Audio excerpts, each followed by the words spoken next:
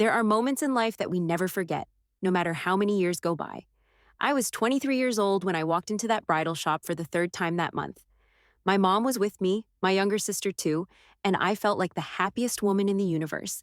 There were only 2 months until the big day, and I still hadn't found the perfect dress. My fiance, George, said that any dress would look beautiful on me, but I wanted something special, something that would make my heart beat faster when I looked at myself in the mirror.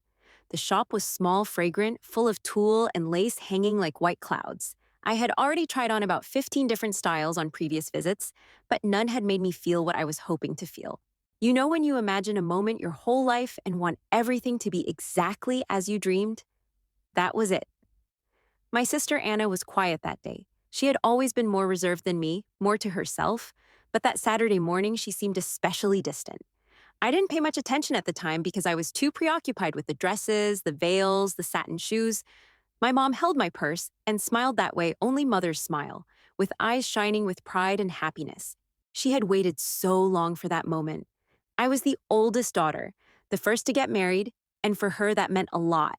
The saleswoman, a kind lady with gray hair, treated me with special care. She said that every bride deserves to feel like a princess on her wedding day.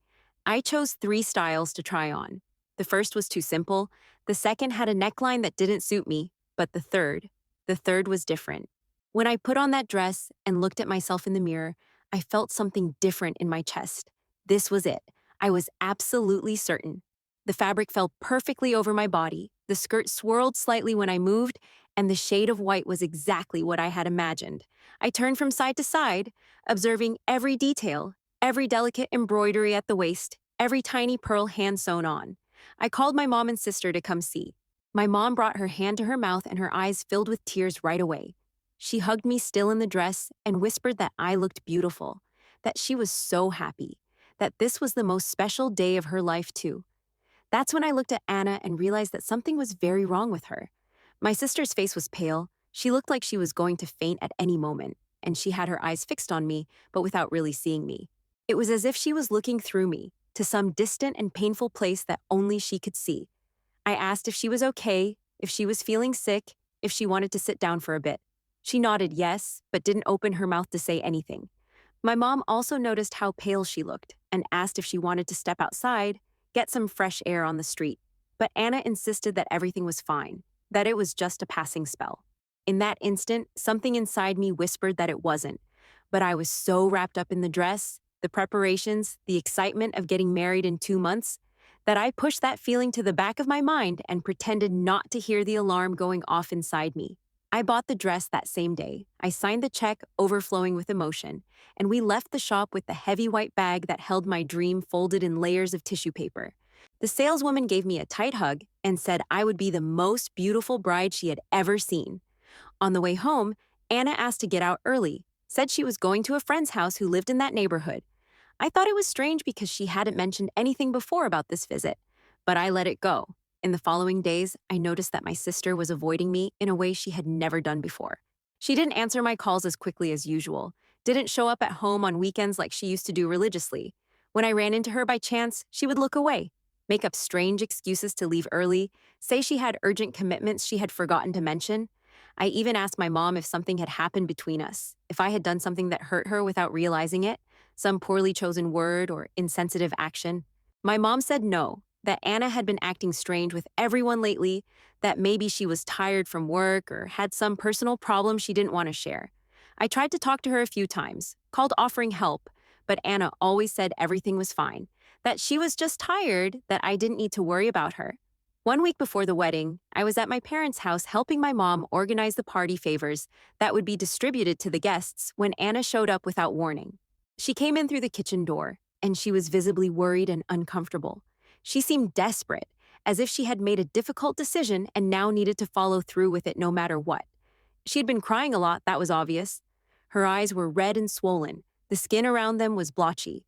My mom immediately put down the pink boxes she was filling with sugared almonds and asked what had happened, if someone had hurt her, if she was injured, if she needed help. Anna looked at me and then at the floor, unable to hold my gaze for more than 2 seconds. She said she needed to tell me something. I felt a chill run up my spine, one of those that makes you realize that nothing will be the same after that moment.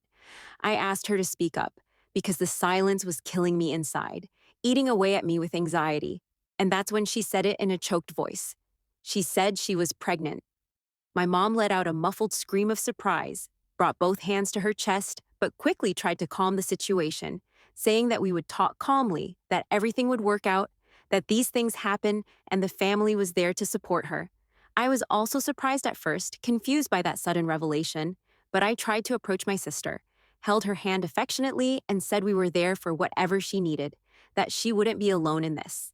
That's when she pulled her hand back forcefully, not letting me touch her. She took a deep breath, closed her eyes, and finished the sentence that split my life in half. The baby's father was George, my fiance, the man I was going to marry in exactly 1 week, the man I loved, whom I trusted, whom I had chosen to spend the rest of my life with. I couldn't react. It was as if I had forgotten even how to speak.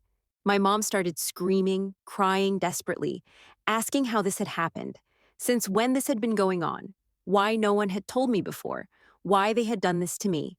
But I couldn't make any sound at that moment. It was as if my voice had disappeared along with everything I believed to be true in my life. Anna was crying hard, apologizing repeatedly between sobs, saying that she had tried to end it several times, that she had tried to stay away from George, but that she couldn't take it anymore, keeping that secret that was destroying her from the inside. She told me it had started 6 months ago. 6 whole months, half the time of my engagement. While I was choosing flowers for the bouquet, caterers for the party, songs to play at the ceremony, they were together behind my back, building a lie that completely surrounded me. I left that house without looking back, without saying goodbye, without saying a single word. I got into my car with wobbly legs and drove without any certain destination, without thinking where I was going, just feeling an enormous pain occupying every part of my body. At that moment, I felt a deep and suffocating sadness, one of those that seems endless, that seems bigger than we can bear. I parked somewhere I don't even know where, I think near a plaza, and I just sat there, staring at nothing through the foggy windshield, trying to understand how two people I loved so much had been capable of betraying me in such a cruel way. I called George. He answered on the third attempt. I asked if what Anna had told me was true. He was silent on the other end of the line. That guilty and cowardly silence gave me the answer I didn't want to hear, but already knew deep down. I hung up the phone and cried uncontrollably. I canceled the wedding that same week. I returned the dress to the shop, undid all the dreams I had built with so much care and dedication. My family was completely destroyed by all of this. My mom wasn't speaking to Anna. My dad didn't know what to do to fix the situation, to ease the pain. I moved to another city 3 months later.